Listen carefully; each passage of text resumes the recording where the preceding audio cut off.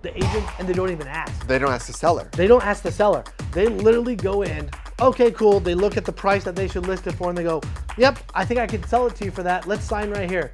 They have no idea. They never even thought. I'm a real estate investor. I'm sharing everything I know about Subject to in a way that complete beginners understand. This guy is John Pratt, our fearless novice, diving headfirst into the world of Subject to real estate deals. Watch as I start him on the path. I'm your guide, Kyle Kargas, and this is Subject to Real Estate Secrets, the path from moron to millionaire. Welcome to Subject to Real Estate Secrets, the path from moron to millionaire. Subject to real estate is when you go buy a property, take over their existing mortgage, and buy the house. They get to move on. The mortgage is still in their name. You didn't have to qualify. It's a win-win. Everybody's happy. John Pratt here has been along for the ride for a long time. John, welcome back to the show. Awesome, thank you. Yeah. Very cool. All right, so we're getting up there in episodes. Yeah. Right? We've been doing this for a while. We were just talking about before the show, when I go back and look at some of these episodes, the progress that you have made has been phenomenal. Awesome. Right?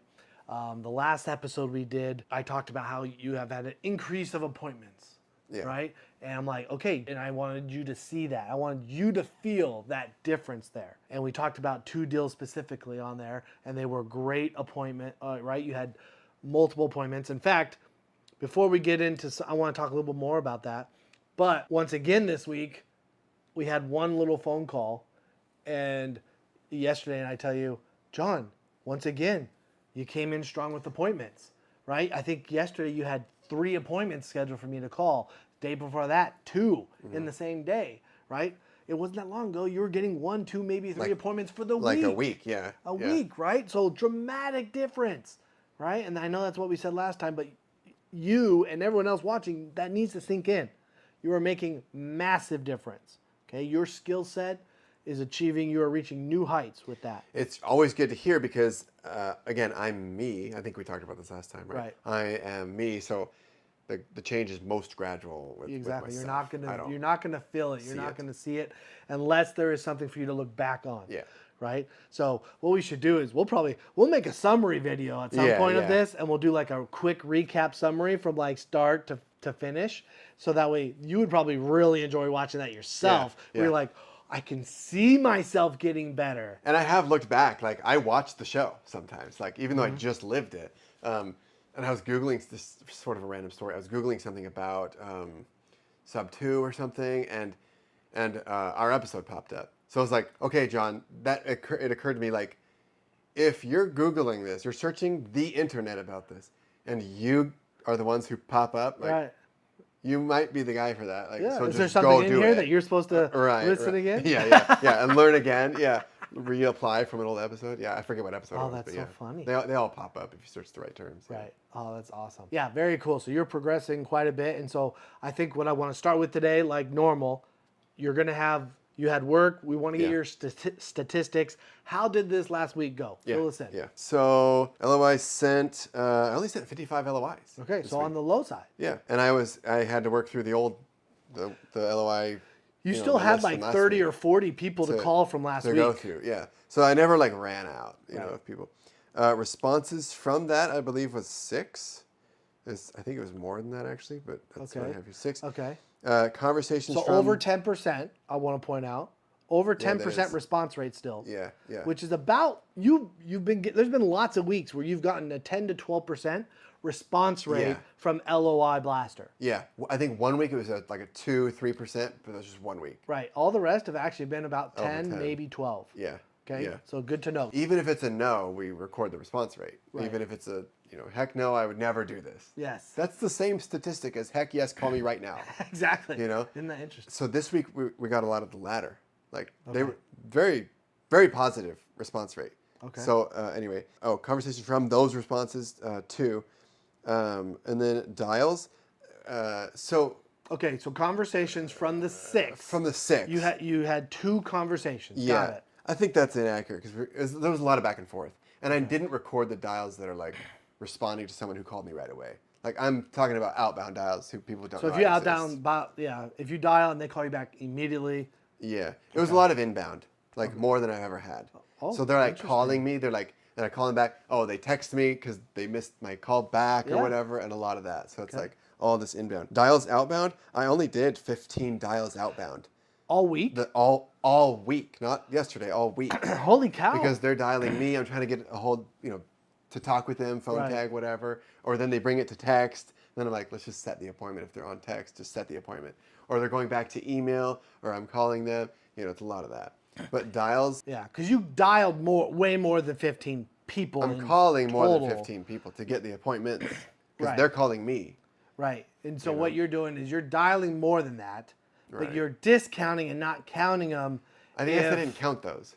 You didn't count the ones that called me. called you back right away.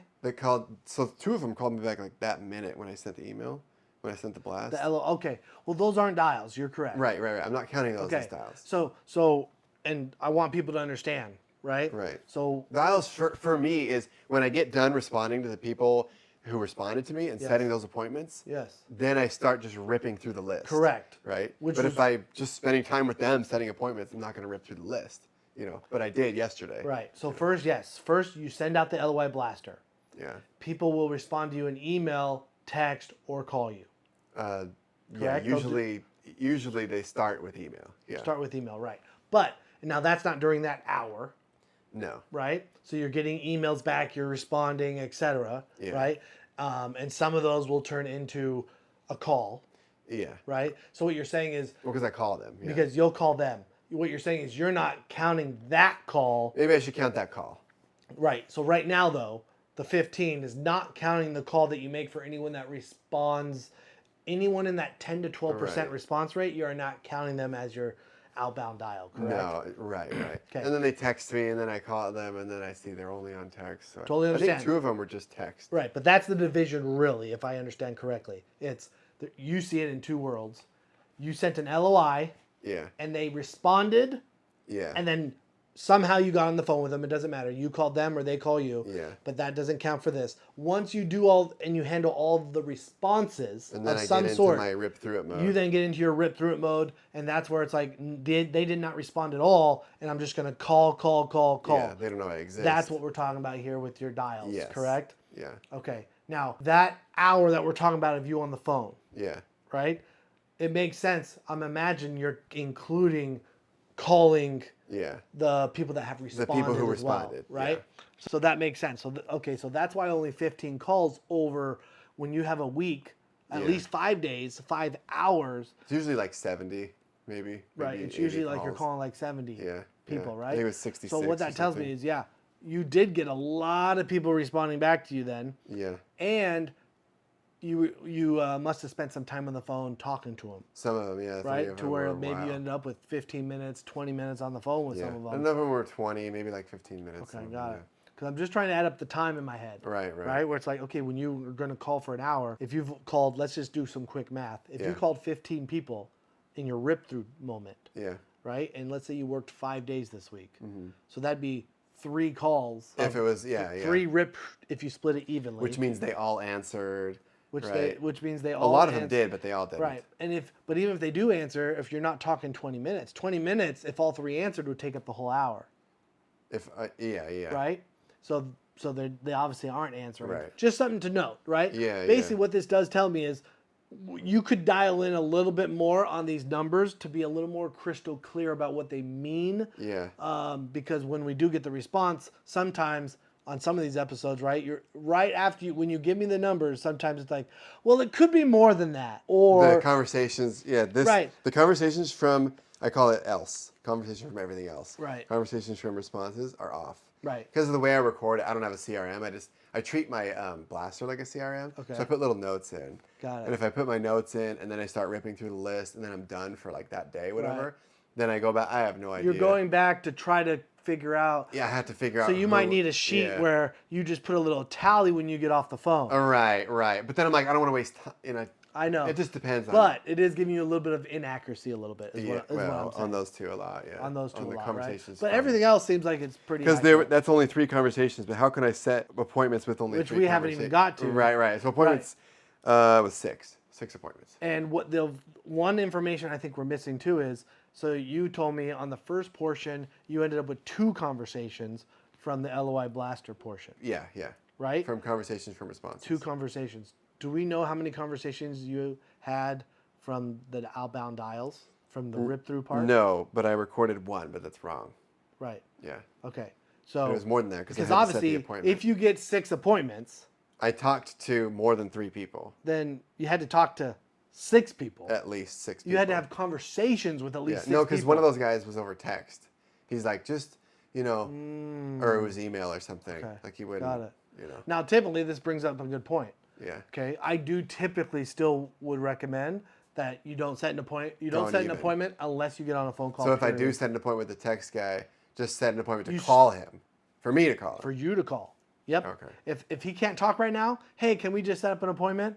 Hey, no problem. Yeah, 5-minute thing. Set up your own appointment, or just call them. Now, is the problem that you're trying to call them and they're just not? They don't answer. They just don't answer, right? Yeah. So your spot on that is you don't want to go into it like creating a big long conversation via text and stuff.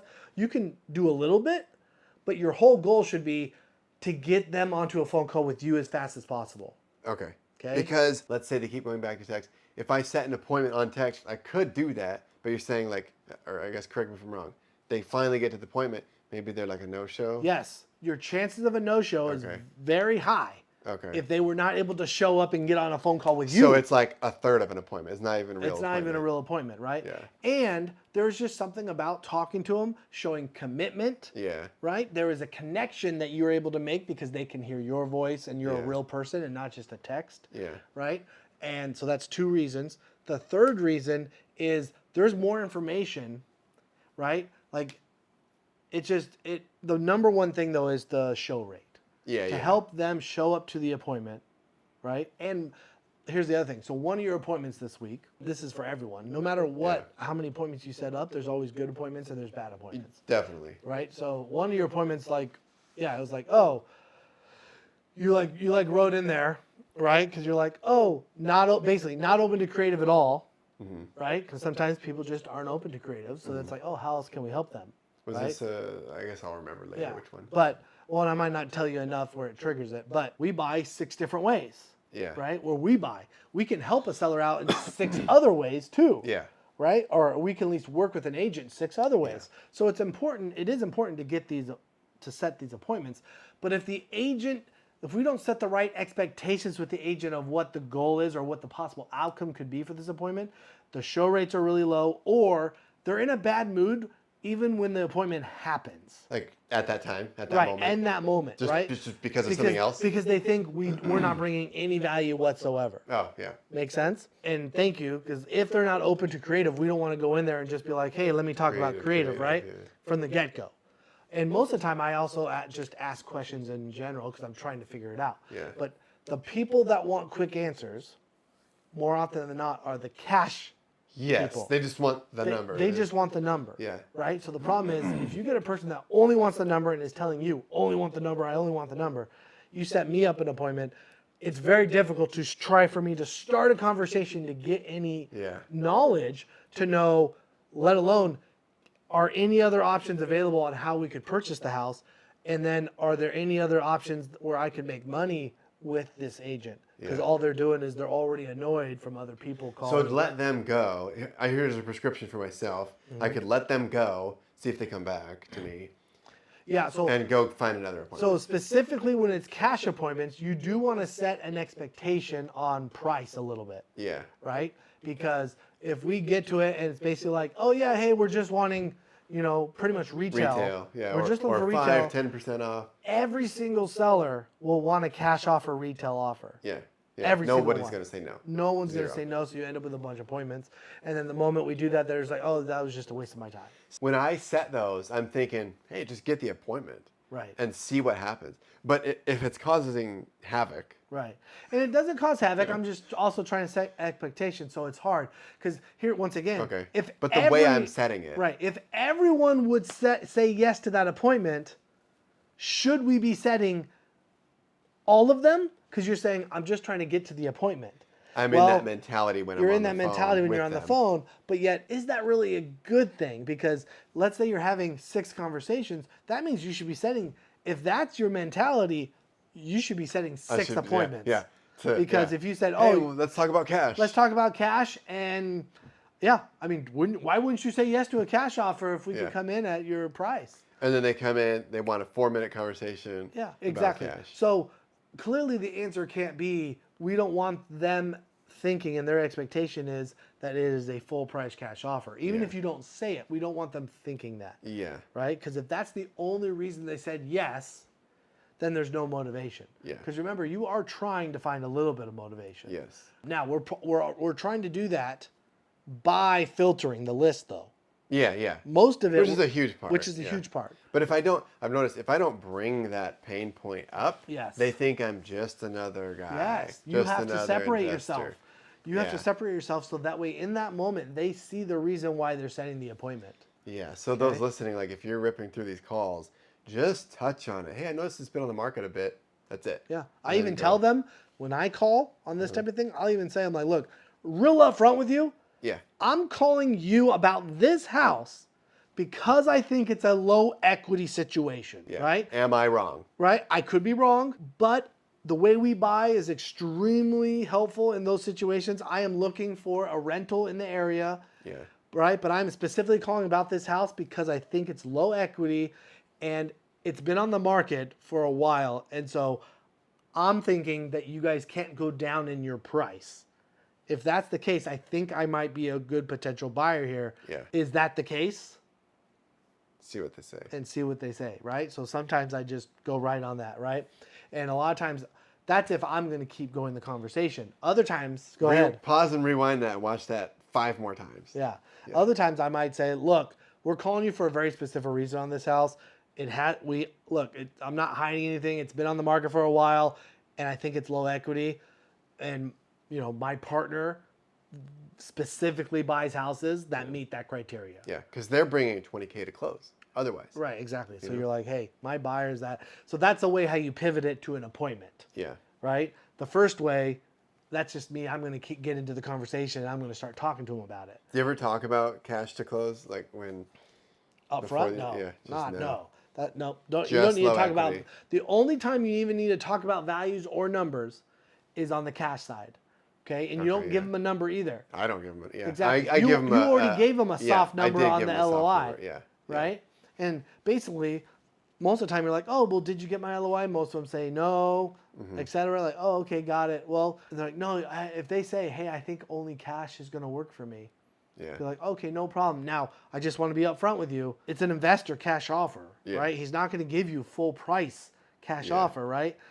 They're usually doing fix and flips and things like that. So it's going to be a lower offer, Yeah. right? Like nowhere near that. Like if your sellers are open to that, let's set that. Yeah, let's set that appointment. Yeah. If not, maybe. It's, And then let them yeah. disqualify themselves out. Got it. Okay. If they're like, oh, if you're looking at like a lowball offer, like that's not going to work. Yeah. Right. Be like, and then if you want to say like, yeah, it's probably going to be pretty low. Like maybe it's not as low as you think, but it's not going to be near. So a little pullback. Sometimes I might pull back a little bit, or otherwise I'm like, oh yeah, if they're not being flexible at all, Yeah. right? In fact, get and know what list you're calling on. Yeah. Yeah. Which is always very similar list. Yeah. If you know you're calling on a seller financing list, Yeah. well now pull back more. Right? Because you know that they actually have equity that we could possibly negotiate with them to get them to pull down. If you're calling a low equity list, guess what? Cash is not the option. Mm-hmm. You already know that. Yeah. They're being hopeful that cash is the option. On that deal that I was referring to on your appointment, Yeah. Where they were not clinging deal, to that. but that appointment. appointment. Yeah, I think the asking price was $275, and turns out they're like, oh yeah, they have a loan for $240. This was Atlanta. It was an Atlanta one. Yeah, Correct. yeah. In no world ever would we ever pay for $240,000 for a house. Yeah. $275 minus commissions is going to put you around $240. Yeah. Right? So it never would have worked, and we knew it probably up front was never going to work for a Because cash offer. cash would just not work. Because they would never, if it got to a point where it made sense for you, they couldn't cover the mortgage, the loan balance. Exactly. So if it's on the list of low equity, they don't have room to lower the price for a cash offer. Got it. Yeah. Okay? Yeah. So just know what list Which I should have known that. I'm sure I knew this Right. conscious, Yeah, I at just least I'm just subconsciously. not thinking about it when I'm, Right. hey, let's get this appointment. So just know, what I would just do is just know what list you're calling on when you make these calls. So when they shift to a cash offer, say, oh, well, And if let's say you didn't bring up that you knew it was low equity, Yeah. you're like, oh, cash offer. Oh, well, we do buy cash. Yeah. I'll be real. I'm calling you specifically about this house though, because I thought it was low equity. Yeah. So correct me if I'm wrong, but I think their loan to how much, there's not a lot of room there. So they Yeah. really couldn't come down to a lower cash offer, right? I'll see what they bought it at, and I'll see what they're listing it at, and I'll think, oh, it's not low equity, but they have a new loan on it. They have a new loan against it, so the equity goes way down, and they talk to me like it's this high equity thing, but there's a new loan. So sometimes I think this is probably rarer, but it does happen. They don't know what's going on. No, the agent, and they don't even ask. They don't ask the seller. They don't ask the seller. They literally go in, okay, cool. They look at the price that they should list it for and they go, yep, I think I could sell it to you for that. Let's sign right here. They have no idea. They never even thought. Why? Because agents, they're just trying to do a job. But guess what?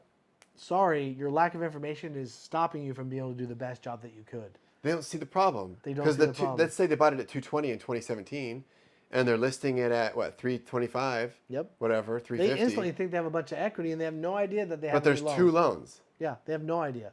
Okay. In fact, all the time I end up talking to agents and I work through it. I'm like, oh, how much equity do you think they have? Like, oh, I have no idea. Like they just straight up tell me that. A lot of all them the know, time. but some don't. Yeah, a lot of them don't know, right? And I'm like, oh, okay, and they'll even tell me, like, oh, that never came up. It will.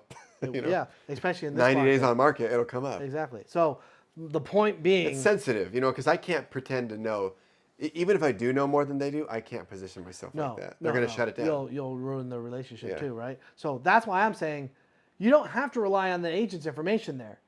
Okay. If you're calling a low equity list, your system and filters are already telling you it's low equity. Yeah. So they probably went out and got a new loan Yeah. and refinanced with a new loan if they've owned it for a while. Yeah. So it's really simple. Just know what list you're calling on, and that will dictate how you should respond to the cash part. If it's a high equity or maybe no loan at all, if it's a high equity list and they say, oh, let's talk about cash. Oh, okay, cool. Go ahead and still say something about it's going to be a lower offer. Mm-hmm. Got it. You don't have to even think about the bank loan part. And you're just like, yeah. So if you think there might be some flexibility and they can kind of come down, like let's set up an appointment and just set those appointments up because they can come down. Yeah. Yeah. Right? If you're calling a low equity list and they say, hey, what about cash? Be like, look, I'll be real straightforward with you. I'm calling you about this specific house because I think this is a low equity situation. So correct me if I'm wrong, but I don't think they can really lower the price down much because of their bank loan. Yeah. So our cash offer is going to be, I'm already guessing the cash offer, and I don't know the number. Yeah. But I don't think our cash offer would come in high enough to even pay the bank loan. And They're going to, and the reason you do it that way is because you want them to cross off the cash offer from a possibility. Them, not you. And that's not only my cash offer, but I'm representative of investors. Yes, you are now letting them cross off an investor cash offer as a They're possibility. like, oh, here. this is difficult. And now they've also been trying to sell this on MLS for 90 days plus, and now they're starting to get worried because they're like, I can't sell this for $400,000 because it's been on the market for 2 months and no one's bringing it. Now what? Gosh dang it, he's right. There's no equity on this. What are we going to do? Should I consider what this man is saying, and should I take an appointment on the creative? They might take my appointment. They might, the next guy might win it, because I set it up. Yeah, you might not get the appointment there, but you're going to follow up. Yeah. Yeah. And you might get the appointment the next time. Okay? All right, perfect. Okay. Tons to talk about there. There's a whole so much season there, of and I hope that stuff. helps a lot of people, right? For the next little bit, I want to talk about something really cool and really important. Okay. Okay? John, we are officially under contract on one of your deals. Okay. Awesome. This is good news. Okay? good We are news. officially not just, hey, they verbally said yes. Under Okay? contract. We've talked on the phone twice, and I barely kept myself from telling you Okay. that we are under Oh, contract. we were on the phone, not you and the agent. Yes. Yeah. Okay. You and I talked on the phone twice, and I just wanted to tell you, Okay. John, Yeah. we're under contract Guess what, on your guess what? first Yeah, deal. Okay. Okay? So just so I understand, Oh, I got it off my chest. This How- was intense. this is the worrying Okay. me coming out. How can it go sideways? Like, Right. Oh my gosh.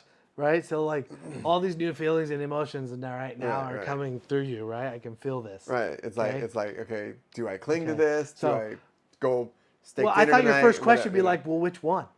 well, that's important too, but, But I'm gonna also- go get more too, you know? Like Oh, so, yes. So Guys, did you just see that? well, because it's the farthest road, if whatever this deal, it does make a difference which one it is. But that's does. just not first in my mind. I love this though. know? Guys, everyone should hear. I asked which one. I was like, I'm surprised you didn't ask me which one. You're like, well, I'm just going to go get more. It doesn't matter which one. Now, curiosity, you're still going To to want to some know. degree, it will. It's just not a priority right now in my head. Right. Well, because that's will be not in what 2 makes your minutes. money. It could Yeah. be any of them. And if we lock up the deal, you still get them. You still get your first deal. You still get paid, etc., regardless of which one it was. Right, which is huge. Okay. So Yes. the cool part is the last episode we sat at my computer. Yes. And we went over 2 deals 2 of them, yes. in New Mexico. They both happen to be in New Mexico. They both happen to right be in New around Mexico. Albuquerque, Exactly. Somewhat. One of those New Mexico deals is this deal Was it the Albuquerque proper? in the Albuquerque Okay, proper. We okay. are under contract for that one in Albuquerque sick, proper. Okay, yeah, really cool. So, quick recap, right? If Yeah. you remember, right, they were open to creative, so it's a creative deal. Yeah. Okay, so I went back and forth. He was very interested, right? We're solving a problem for him, right? So actually, he was going through a divorce and all sorts Okay. of stuff. He actually had moved. He's up in like Michigan now, et cetera, right? And so this was an Airbnb Okay. / VRBO midterm rental situation. So there's a pool.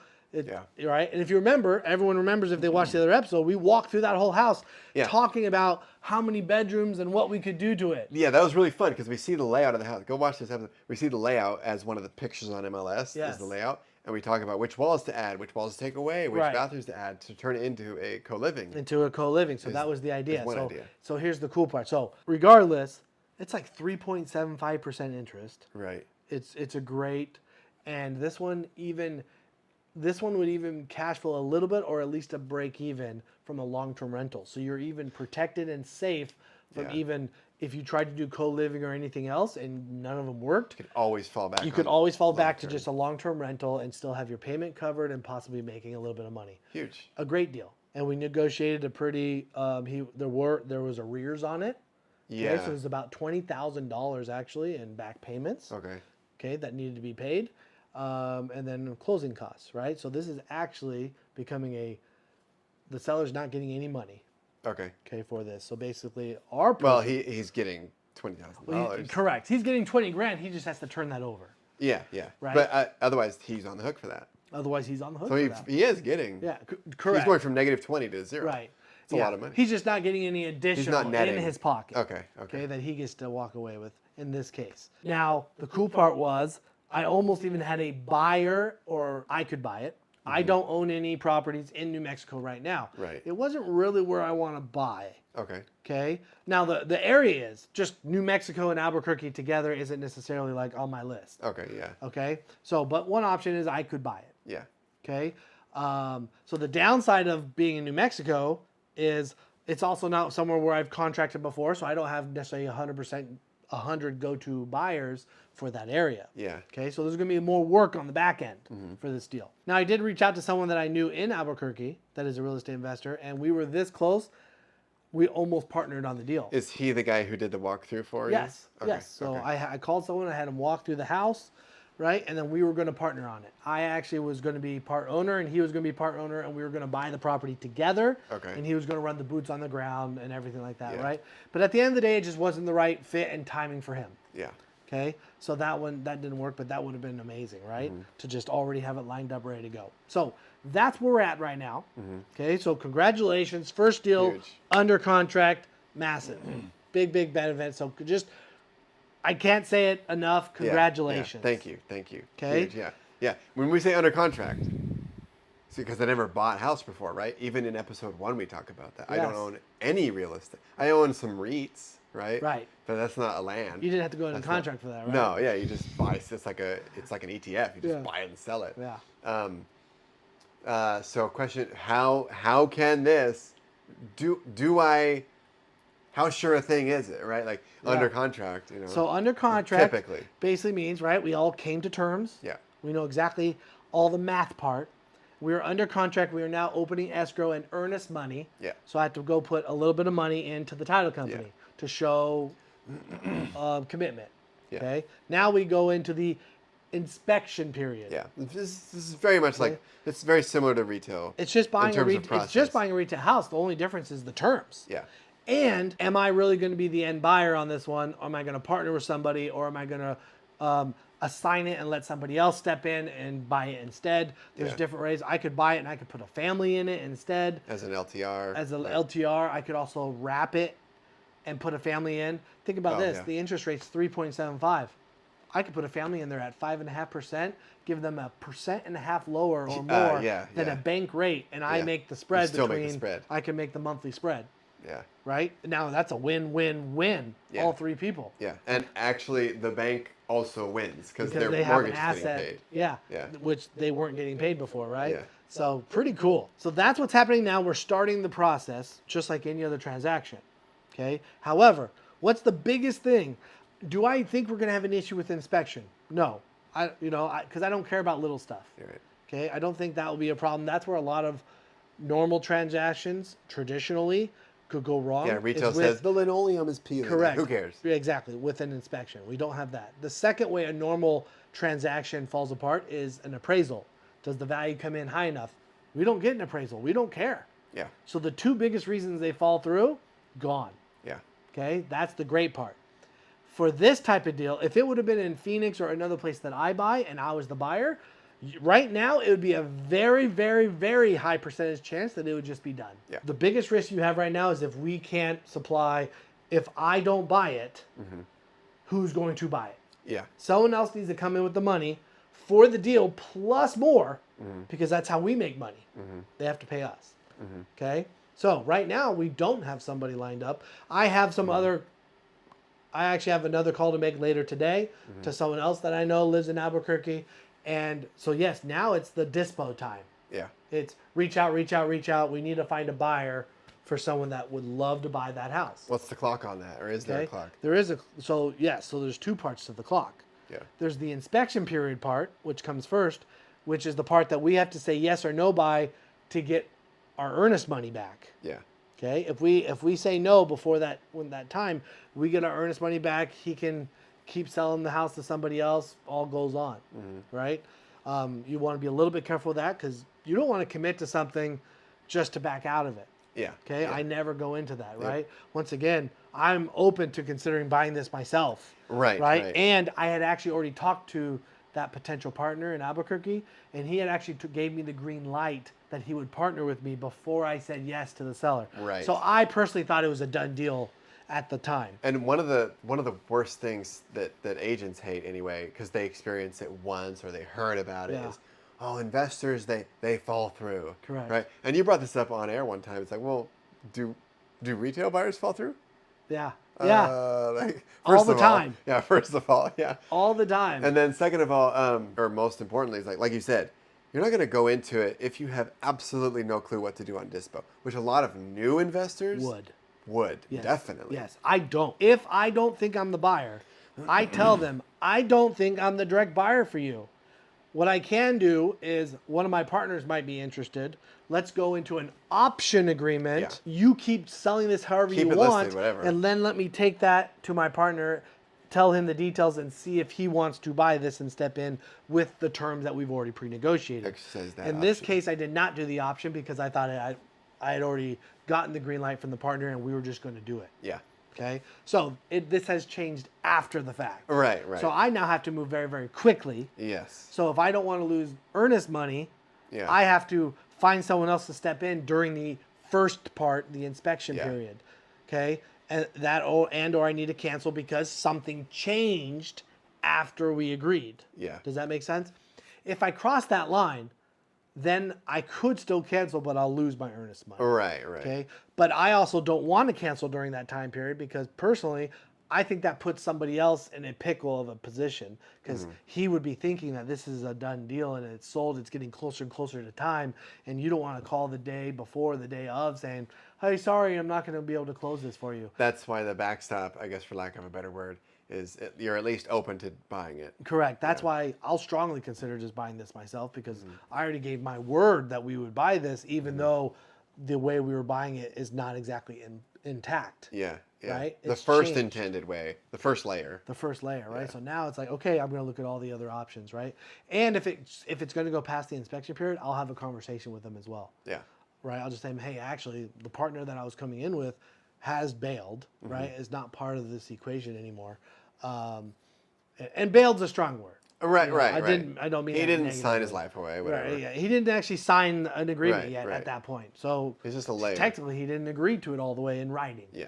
Right? So it's totally fine. Great guy. And redundancy. I'll do business with him still, right? Yeah, definitely.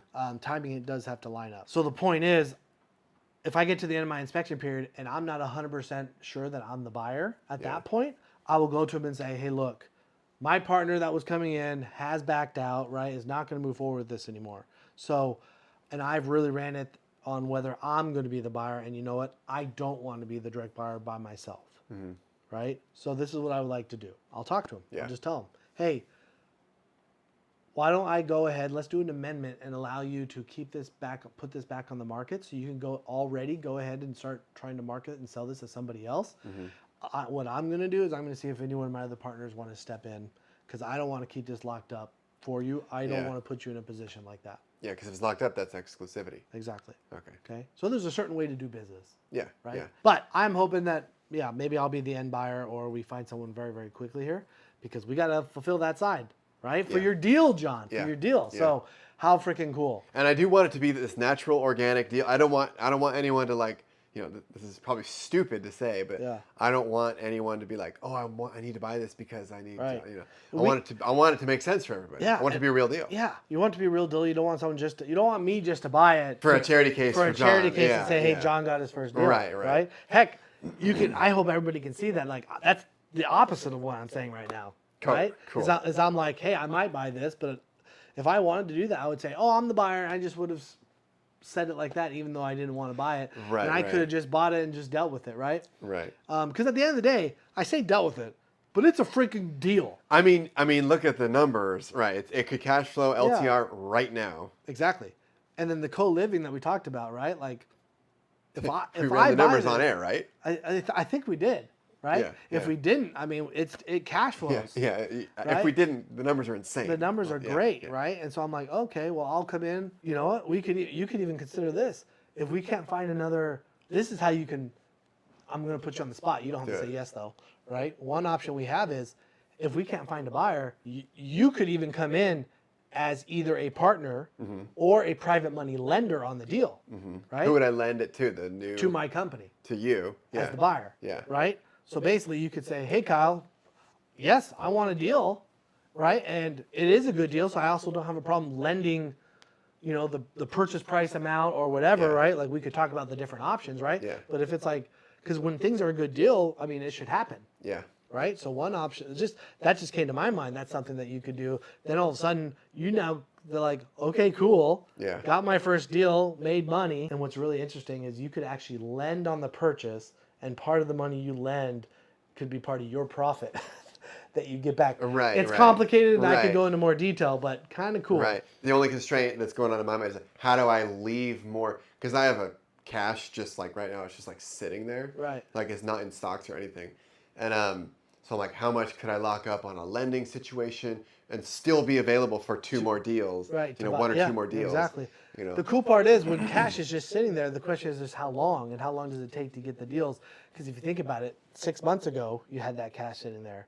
It's like, oh, Or recently, yeah. right? Theoretically, at least, Yeah, right? yeah. But it's like, oh, for the last 6 months, that could have been in a deal making interest Yeah. and playing the real estate game, Yeah. right? And so, for example, one option is, you go in, we buy the property. We can talk separately about like how this might work. Yeah. But you could loan on the purchase. You could possibly loan on the purchase and the remodel, and it gets it going. And all of a sudden, this house brings in like $1,200 a month in profit, right? Maybe even 15, if I remember correctly. Yeah. Or And it's depending like- on beds. Right. You're like, okay, bedrooms. is that a great return for you? Okay, great. And that could be a lending position. Or you might say, how about I just go ahead and become a partner? And we did that, and now that's your, that's part of the return on that money.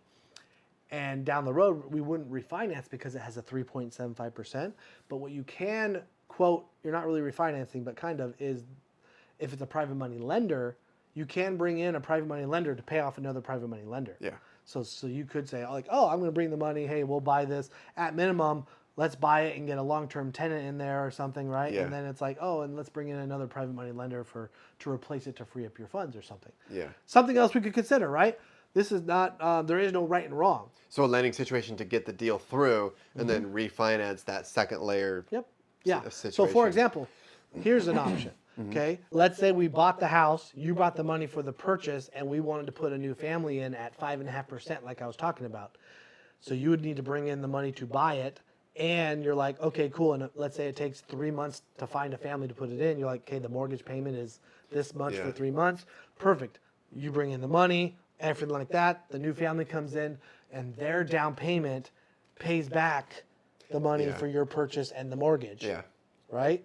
And then they're now responsible. They now own the home. Yeah. And now there's et cetera, right? Yeah. So there's short-term type of stuff like that too. Yeah. So also, like, God, oh my gosh, real estate is the best. There's literally a million ways to do it. Yeah. As I sit here, I'm just coming up with more and more ways to do this, right? And I want people, and I'm doing this on purpose. Right. Okay. I'm not doing this to talk you anything. I don't care if you want to do anything Yeah. like that. I am trying, right? And in fact, there could be some of these ideas that I don't want to do all the way for my benefit, right? And so we can talk more about that of how It's like for awareness, right? For the people watching, for even agents watching. Agents do watch this. Yeah. To be aware, right? If you're on a little hiking trail and you just do this one little trail one time, a million times, like, yeah, that's cool. But there's a whole other mountain. whole other mountain. And right now, you just don't know which hiking path you're about to go on. Yeah. You just know it's going to be a killer hike. It's amazing. And they all work. And it all works, and it's all worth it. You just have to decide Yeah. and find out which way to go. So to wrap this up, John, congratulations. You are under contract for your first deal, okay? And I'm just going to let the cat out of the bag. We do have a contract out for the other New Mexico one. It's not signed back yet, but we might be getting that back. Okay. And I want to be real. We also have a contract out on another house here in Phoenix that came from you as well, but it's not back yet either. Okay, cool. Yeah. There is a world where you're under contract for one right now. You might be under contract for 3 deals within a week. Yeah, that's huge. Okay. That's huge. You've been waiting a long time. That is freaking awesome. So, guys, without further ado, if you guys like these type of videos, right? Like the video, subscribe to the channel. It's super cool. You guys can see the difference in John. You can see him growing, and now he's going to make some money. Give us a subscription, subscribe, like. It helps the algorithm, so that I can go celebrate with a steak dinner before the deal comes in and then have the money from the deal. Yeah. Perfect. Whatever you I love can. it. Yeah. See you guys on the next one.